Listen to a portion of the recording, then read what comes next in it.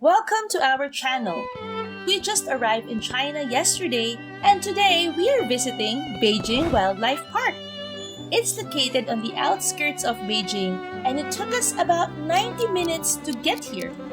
After breakfast on the street, we took the subway to a bus station and then a 1-hour bus ride to reach the park.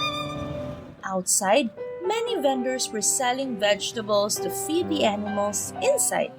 While it's technically not allowed, the vendors showed us how to sneak the veggies past the bag check. I'll share the secret with you later. Why sneak food in? Because the food inside is really overpriced. Upon arrival, the first thing you need to do is to rent an electric car.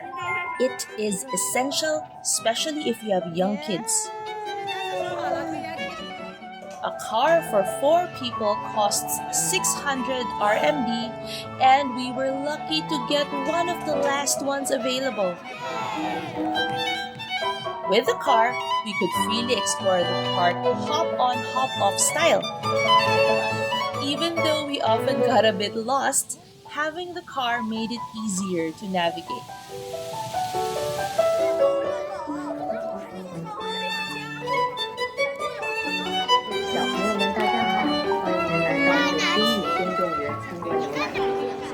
Our first stop? The predator area where we waited for 45 minutes. Not too bad. We bought 10 tiny meat pieces for 100 RMB just for Skye and Rain to feed the animals. We lined up at 11:10 a.m., got into the caged car by 11:50 a.m., and finished the tour by 12:50 p.m. It was a blast.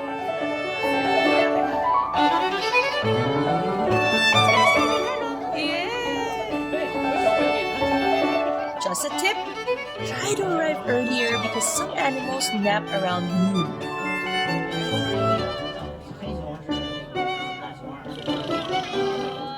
Despite being hungry, we didn't stop for a proper meal and just snacked in the line and at the car.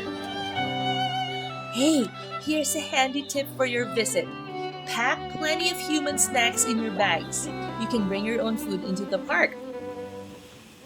If you are enjoying this video, please hit the like and subscribe buttons. After the predator area, we let the kids play a bit.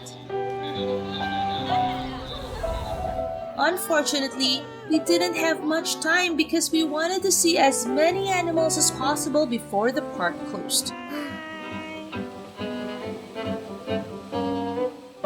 Next, we visited the Red Panda enclosure. The Red Pandas were so cute and friendly.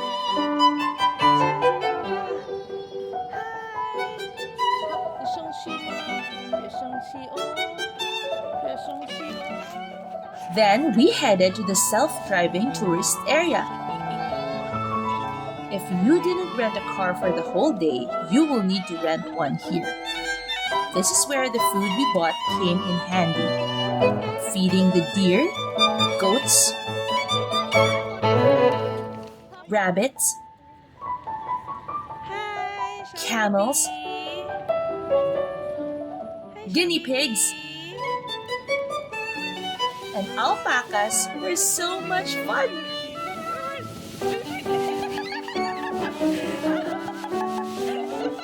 They were adorable and I wish we could have stayed longer. The park is huge and there were still so many animals left to see. Now, for the secret trick to sneaking veggies in. Put everything in your pockets. By 2:45 p.m., we finished exploring this part of the park and needed to return the car by 3.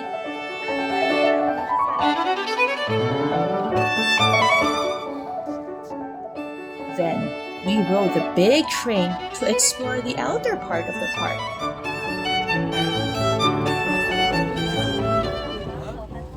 A tip: the best seats are on the left side, so let your curious kids sit there. Local Chinese visitors can drive their own cars to tour this area at their own pace.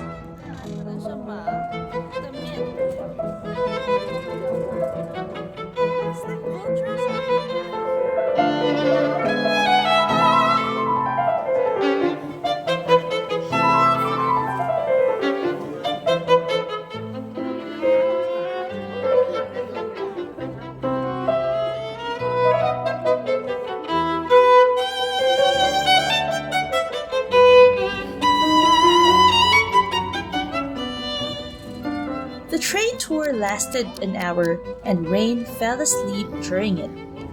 After the tour, it was already 4:30 p.m. and the park closes at 5 p.m.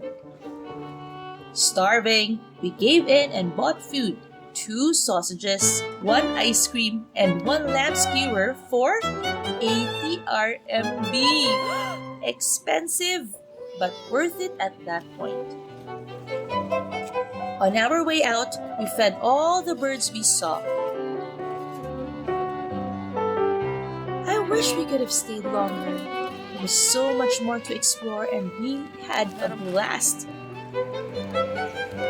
We lingered a bit, taking pictures and enjoying the park, and finally left around 6 p.m.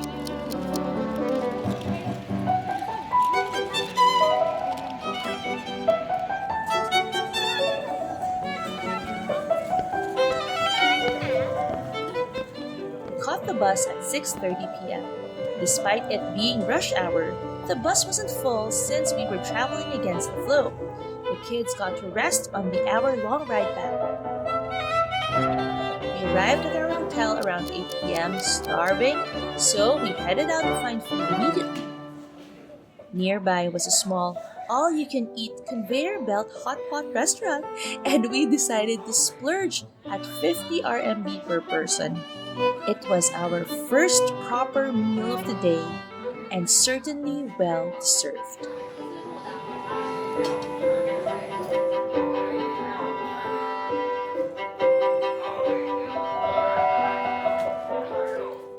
I have many more stories about our trip to share, so please subscribe to get updates on our latest vlogs.